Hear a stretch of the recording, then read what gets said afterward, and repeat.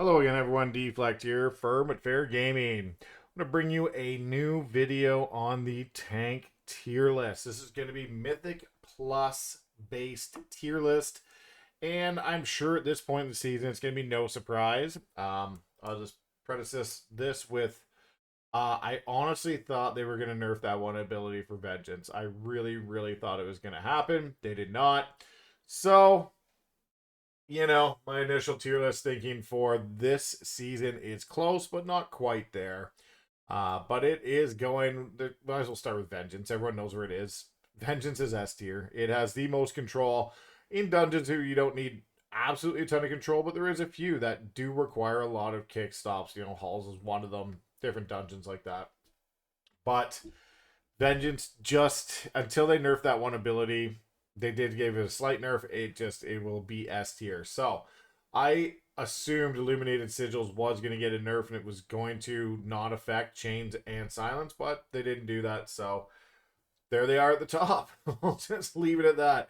Tremendous damage, tremendous, self-sustain. As you can see, tank spec here. That's the highest, pushing some of the highest IOs. This isn't actually correct in the order, but you can go by DPS, and if you search from the top down, Vengeance, because of that amazing nerf they wanted to give to Brewmaster Monk, has overtaken them as top damage. Now they are pushing 3 key levels higher.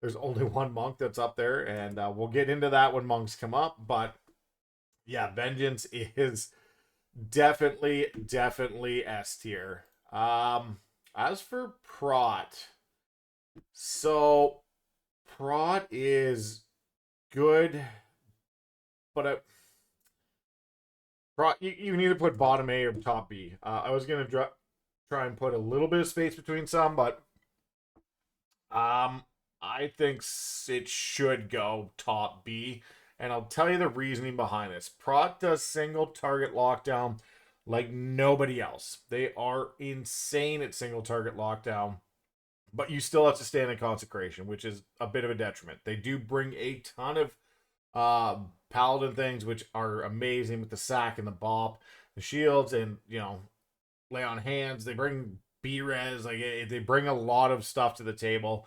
It's just I want to differentiate a little bit between each of the classes. Otherwise, the rest essentially could just go in A tier, but that's no fun. So Prot is going B, and the reason it's going B is because Bear is going A. Now, they got their Season 2 tier set back. Yes, it was nerfed, but Bear still is cranking. 3,700. They're the only other one. Vengeance is almost 39. Like, it's crazy. You'd almost drop everyone down below them. But Guardian is the only one at 3,700. So, yes, to be fair, it's like Squish Vegan and one other one very close. But, yeah, that still gets them the distinction of being A. They have good survivability. Their damage is kind of shit. But they are, like you can see, they're kind of shit, but they're very tanky. They're very survivable. They do a lot of things very well, especially in Incarn. But they are, yeah, they're just a good tank. They're doing well, and they have the control with the Vortex, Typhoon. So they have the knockback, the AoE, interrupt. Like, it's just, they do some things very well, and they survive to quite a lot of damage. Having the armor up in the Season 2 is just great. Now, Prot Warrior. Prot Warrior's 36-27, the top one. And these are where this is almost tied. Like, you're talking very close. Mind you, there's only one Paladin above 36 and only one Warrior above 36. Again, it's kind of an interesting season because not everyone's really pushing anymore at Season 4. Just for the fact Paladin can lock down a single target better, I give the edge to Paladin. Now, mind you, Paladin can self-heal to a certain degree. They really nerfed the shit out of that since the beginning of the expansion. But they can do just ever so slightly more than Warrior. Warrior has great things, and there's a lot of stuff you can shield block and spell reflect and all that fun stuff. So Warrior is doing very well as well, and they're middle of the pack for damage. So they're still very well for there. Paladins are a little less in damage, but I it's so close, so close. You could swap these either way. Going in for the Blood DK. Blood DK, biggest one there is Crassus, and he's a champ on Blood DK, like just phenomenal. And they're all in the same realm. He's 3610. But the bottom Blood DK is 3270. And the bottom Paladin is almost 3300.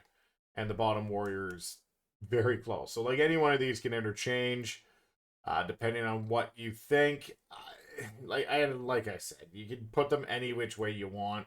They're all just B tier. They're all very good.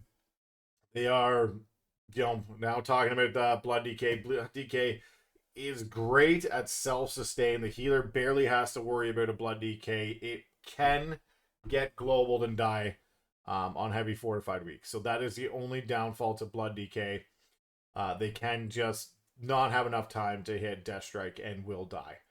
They are doing tremendous damage. They're right up there, just under Monk, but well above, well, right in the middle, I guess, almost above Proud Warrior and just below Monk. But they cranked with the Legendary. They are one fun class to play. Again, you do have D&D, which you're supposed to stand in or try to stand in as much as you can, but you don't have to. It's not you're going to instant die like a Paladin if you're not fucking standing in it. So it's a little different. It is a great, damage buff and a great buff for you to be in it, but it's not 100% necessary. I'll put it that way. They have some amazing defenses, a defensive for almost every situation. You can get, Icebound Fortitude down to a 2-minute cooldown. They have, AMS, AMZ. It's just a very good tank for a lot of situations, and it's fun as hell just to spike those HPS meters.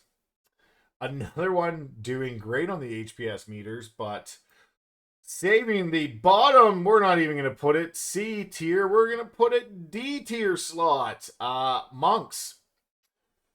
Do a ton of healing. I'm actually maining Monk this season. And yeah, it is definitely the worst tank you could play.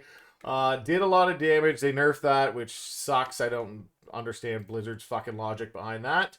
But that was a video for a different day. They used to bring one thing, and that was high damage. But as you can see, Vengeance actually brings more than them, and Vengeance has about a bazillion times more fucking control. So they are definitely just much better than Monks right now.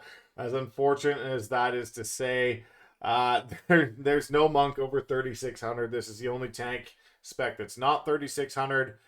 Equinox Monk is getting very close, but he is he's the best Monk that there is in tanking, Brewmaster by far. And as you can see, even the bottom 40 is under 3200. The only spec where the bottom one is under 32. And so Monk rounds up the bottom into the big solid D tier. Even if they didn't get their damage nerfed, they still would be down there because their survivability is a lot less. Once you run out of defensives and stagger the way it works, you can very easily just get trucked. Once you have very high stagger and you don't have time to purify it, you're out of your brews, you're out of your forts, you're out of your defensives, like you just can get trucked, especially in fortified. So for that reason, it just is lacking a little bit behind. Not the farthest behind, but it could use some help. Having that extra damage was a bonus, but they nerfed that, so is what it is. There are other Monk specs that are doing pretty well. Just the tank just happens not to be one. So this is how it's stacking up. If you have any questions, as always, leave a comment below. Like, share, subscribe, deflect. Firm but fair gaming. We'll see you in the next video.